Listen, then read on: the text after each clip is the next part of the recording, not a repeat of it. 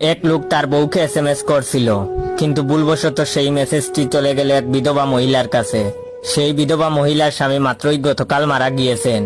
যাই হোক, মহিলা মেসেজটি খুললেন, পড়লেন এবং সাথে সাথে অজ্ঞান হয়ে মাটিতে পড়ে গেলেন। কি লেখা ছিল সেই মেসেজে, যে কারণে মহিলাটি অজ্ঞান হয়ে গেল? মেসেজে লেখা ছিল যে, আমার প্রিয় বউ, আমি ঠিকঠাক মতোই পৌঁছেছি। আমি জানি তুমি আমার কাছ থেকে মেসেজ আশা করনি।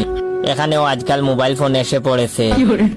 আমি আসার সাথে সাথে তারা আমাকে একটি মোবাইল ফোন গিফট করেছে। সেই মোবাইল থেকেই আমি তোমাকে মেসেজ পাঠালাম। তুমি জেনে আরো খুশি হবে যে তারা সবাই এখন তোমার জন্য অপেক্ষা করছে। আশা করা যায় কাল পরশুর মধ্যেই তুমিও চলে আসবে।